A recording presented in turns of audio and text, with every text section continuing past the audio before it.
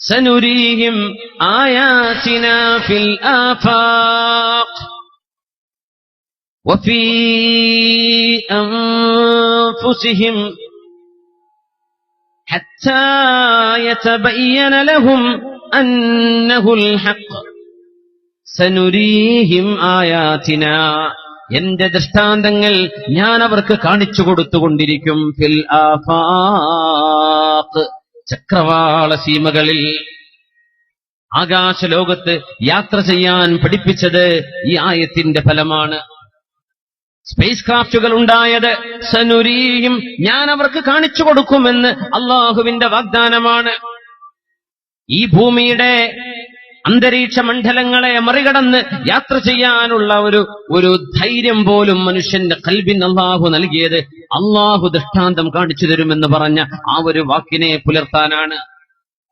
NASA പോലെയുള്ള ബഹിരാകാശ ഗവേഷണങ്ങൾ നടത്തുന്ന സംഘടനകൾ ഈ ആയത്തിന്റെ വെളിച്ചത്തിലേക്കൊന്ന് ആലോചിച്ചാൽ, മനുഷ്യൻ ഓരോരുത്തരും, ഞാനും എന്റെ കുടുംബവും എന്റെ നാടും എന്റെ വീടും മതി, ആകാശ ലോകത്തേക്ക് ഞാൻ എന്തിനു പോവണമെന്ന് ഓരോ സയന്റിസ്റ്റും ചിന്തിച്ചിരുന്നുവെങ്കിൽ ഈ പ്രപഞ്ചത്തിന്റെ രഹസ്യം നമുക്കറിയാൻ പറ്റുമായിരുന്നോ? നാം അധിവസിക്കുന്ന ഭൂമി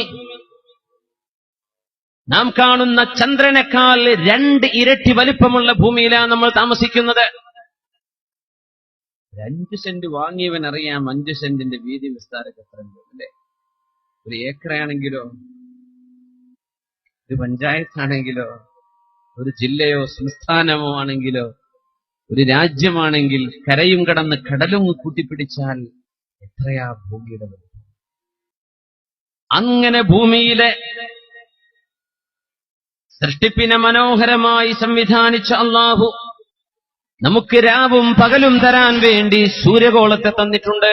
സൂര്യൻ, നമ്മളൊക്കെ കാണുന്ന സൂര്യൻ എത്ര വലുപ്പമുണ്ടെന്നാ ഞാൻ വിചാരിച്ചു 100 ഇരട്ടിക്ക് ഉണ്ടാവുള്ളൂ. ഭൂമിയെക്കാളും 12 ലക്ഷം വലുപ്പമുള്ള സാധനമാണ് നാം ഈ കാണുന്ന സൂര്യൻ. 12 ലക്ഷം ഭൂമി സൂര്യന്റെ ഉള്ളിലേക്ക് വെച്ചു കൊടുക്കാൻ പറ്റും. ആലോചിച്ചിട്ടുണ്ടോ? ആ സാധനം അത്രയും ദൂരെ അള്ളാഹു കൊണ്ടുപോയി നിർത്തിയിരിക്കുക. നമ്മുടെ ഭൂമിക്ക് ഒരു പ്രയാസമില്ലാത്തൊരു വെളിച്ചം നമുക്ക് ലഭിക്കാൻ, രാവും പകലും ലഭിക്കാൻ. 12 ലക്ഷം തവണ ഭൂമിയേക്കാൾ വലിപ്പമുണ്ടത്രേ സൂര്യൻ. ഇതൊക്കെ കാണുമ്പോൾ ഇത് സൃഷ്ടിച്ച അള്ളാഹുവിനോട് നിനക്ക് ബഹുമാനം തോന്നുന്നില്ലയോ? ആ റബ്ബിനോട് നിനക്ക് ആദരവ് തോന്നുന്നില്ലേ? താരസമൂഹങ്ങളാണ് പ്രപഞ്ചത്തിലുള്ളത്. താരകങ്ങൾ, സൂര്യനേക്കാളും 1 മില്യൺ ഇരട്ടി വലിപ്പമുള്ള നക്ഷത്രങ്ങൾ അള്ളാഹുവിന്റെ പ്രപഞ്ചത്തിലുണ്ട്. സൂര്യൻ തന്നെ ഭൂമിയെക്കാളും 12 ലക്ഷം ഇരട്ടി വലിപ്പം.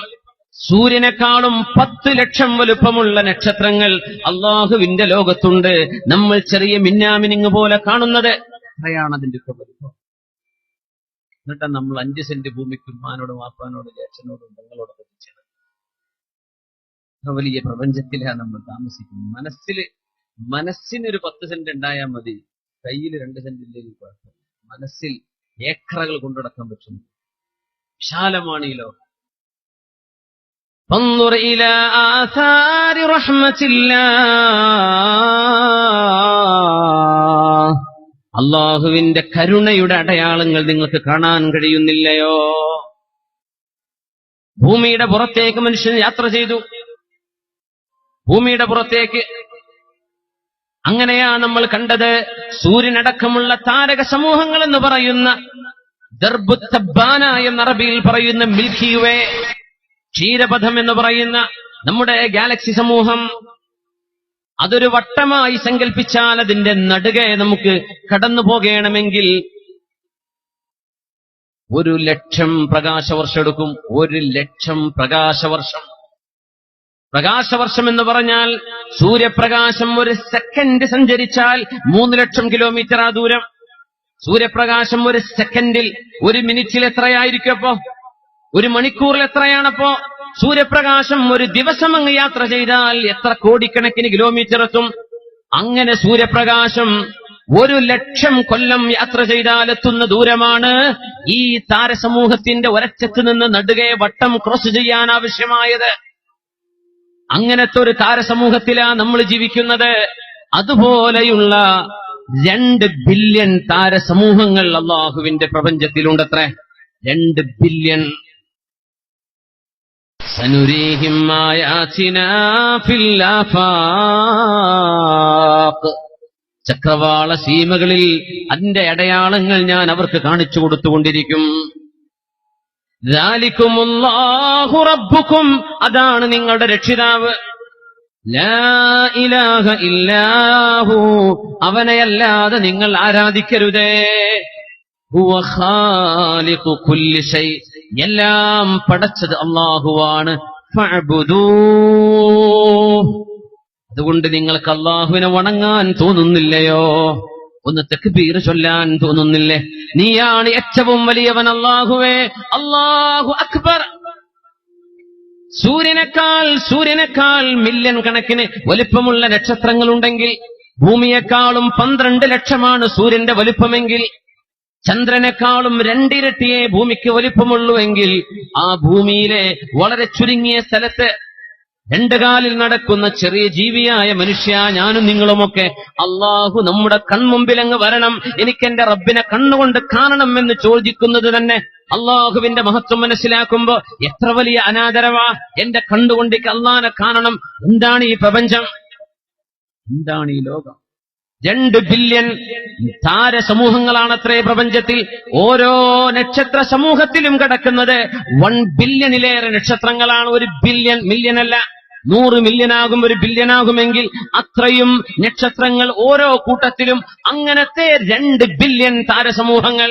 ഇതൊക്കെ പടച്ച റബ്ബ് പറയാണ്, ഇതെല്ലാം എന്റെ കുർസിയിലേക്ക് നോക്കിയാൽ, എന്റെ അധികാരത്തിന്റെ സിംബലായ അള്ളാഹുവിന്റെ കുർസി എന്ന് റബ്ബ് പറഞ്ഞ ആ കുർസിയിലേക്ക് നോക്കിയാൽ, നബിയേ കഹൽഖത്തിൻ ബിഅർളി ഫലാഹ്, ഒരു മരുഭൂമിയിൽ, വിശാലമായ മരുഭൂമി, MT കോച്ചറോ സഹാറ മരുഭൂമിയോ, സൗദി അറേബ്യയുടെ തെക്കും അതിന്റെ നോർത്തിലും അതിന്റെ ഈസ്റ്റിലും വെസ്റ്റിലും കിടക്കുന്ന പ്രവിശാലമായ മരുഭൂമിയോ, അമേരിക്കയുടെ മരുഭൂമിയോ ഏതോ ആകട്ടെ, ആ മരുഭൂമിയിൽ ഒരു ചെറിയ മോതിരം, ഹൽഖ, ഒരു മോതിരം, ഒരു വള, അത് കൊണ്ടുപോയിട്ടാൽ ഈ കോടാനുകോടി നക്ഷത്രങ്ങളുള്ള താരസമൂഹമാണ് ഒരു ഗാലക്സി. അങ്ങനത്തെ 2 ബില്യൺ ഗാലക്സികളെ പടച്ച അല്ലാഹു റബ്ബുൽ ഇസ്സത്ത് പറയുന്നത്, ഇതെല്ലാം കിടക്കുന്നത് 1-ാം ആകാശത്തിന്റെ താഴെയാണ്. ഇതൊക്കെ 1-ാം ആകാശത്തിന്റെ താഴെ. അത് കഴിഞ്ഞിട്ടാണ് 2-ാം ആകാശം. 1-ാം ആകാശത്തേക്കുള്ള ദൂരം 500 ആമിൻ, 500 കൊല്ലത്തെ വഴി ദൂരമാണെന്ന് മുത്ത് റസൂലുള്ളാഹ് സ്വല്ലല്ലാഹു അലൈഹി വസല്ലം തങ്ങൾ പറഞ്ഞിട്ടുണ്ട്. അങ്ങനെയാണെങ്കിൽ ഈ പ്രപഞ്ചത്തിന്റെ സെൻട്രാലിറ്റി, ഈ പ്രപഞ്ചത്തിനൊരു കേന്ദ്രമുണ്ടെങ്കിൽ, ഭൂമി എന്നത് ഗോളങ്ങളിൽ ഏറ്റവും ചെറിയ ഗോളമാണ്, ഇൻസിഗ്നിഫിക്കന്റ് എന്ന് തന്നെ പറയാം വലുപ്പത്തിൽ. എന്നാലും ആ ഭൂമിയാവണം പ്രപഞ്ചത്തിന്റെ കേന്ദ്രമെന്ന് ഉലമാ സ്ഥിരീകരിച്ചിട്ടുണ്ട്, പണ്ഡിതന്മാർ വിശകലനം ചെയ്തിട്ടുണ്ട്. ആ ഭൂമിയിൽ നിന്ന് 1-ാം ആകാശത്തേക്കുള്ള ദൂരമാണ് 1-ൽ നിന്ന് 2-ലേക്കത്രേ, 2-ൽ നിന്ന് 3-ലേക്കും, 3-ൽ നിന്ന് 4-ലേക്കും, 4-ൽ നിന്ന് 5-ലേക്കും, 5-ൽ നിന്ന് 6-ലേക്ക്, 6-ൽ നിന്ന് 7-ലേക്ക്. അതിന്റെ മീതയാണ് അള്ളാഹുവിന്റെ മറ്റു ലോകങ്ങളൊക്കെ. അതിന്റെ മീതയാ കുർസി കിടക്കുന്നത്, കുർസിയുടെ മീതയാ അർശ് കിടക്കുന്നത്. ആ കുർസിയെ സംബന്ധിച്ച് അള്ളാഹു പറഞ്ഞു, ഒരു പ്രവിശാലമായ മരുഭൂമി, അത് കുർസിയാണെന്ന് സങ്കല്പിച്ചാൽ, വസിഅ കുർസിയുഹുസ് സമാവാതി വൽ അർദ്, അള്ളാഹുവിന്റെ കുർസിയെ ഈ പ്രപഞ്ചത്തിന്റെ മീതയാണ്. ആ കുർസിയാണ് മരുഭൂമിയെങ്കിൽ അവിടെ നിങ്ങൾ കൊണ്ടുപോയിട്ട ചെറിയ വളയോ അല്ലെങ്കിൽ മോതിരമോ ഉണ്ടല്ലോ, അതാണ് ഈ പ്രപഞ്ചമെന്ന് മുത്ത് റസൂലുള്ളാഹ്. എത്രയാ പിന്നെ കുർസിയുടെ വലിപ്പം? എന്നിട്ട് പറഞ്ഞു, അതിന്റെ മീതയാണ് വഫൗഖഹാ അർശുർ റഹ്മാൻ, അതിന്റെ മീതയാണ് അർശ്.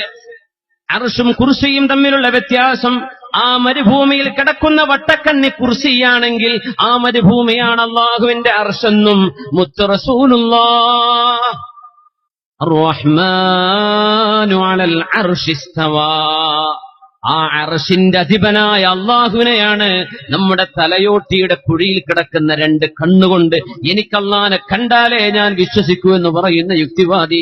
ഈ പ്രപഞ്ചത്തെപ്പറ്റി മാത്രം ആലോചിച്ചാൽ നീ ചോദിക്കുന്ന ചോദ്യം എത്ര എത്ര എത്ര ഇൻസിഗ്നിഫിക്കന്റാ. നിന്റെ കണ്ണുകൊണ്ട് കാണണം. നീയും നിന്റെ കണ്ണു എത്ര വലുപ്പമേ ഉള്ളൂ.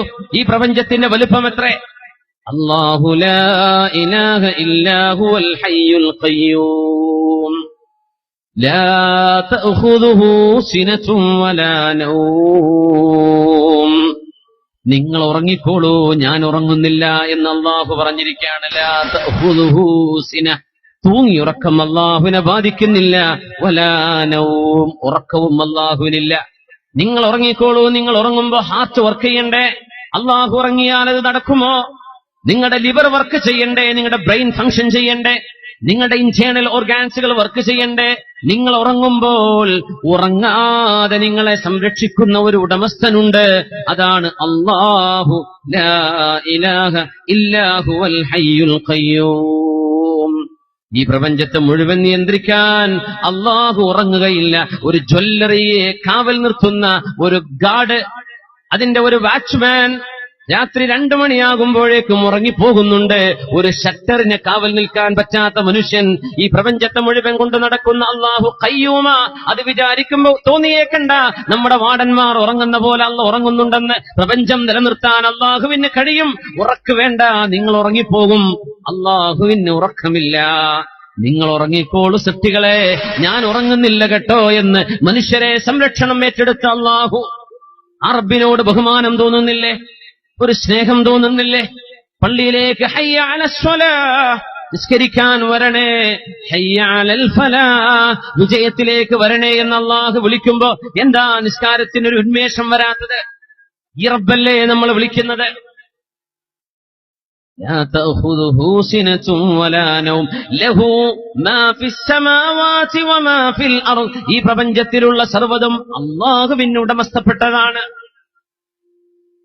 മൻ ദല്ലദീ യശ്ഫഉ ഇൻദഹു ഇല്ലാ ബിഇദ്നിഹി യഅലമു മാ ബൈന അയ്ദീഹിം വമാ ഖൽഫഹും ولا يحيطون بشيء من علمه إلا بما شاء وسع كرسيه السماوات والأرض ولا يؤوده حفظهما وهو العلي العظيم.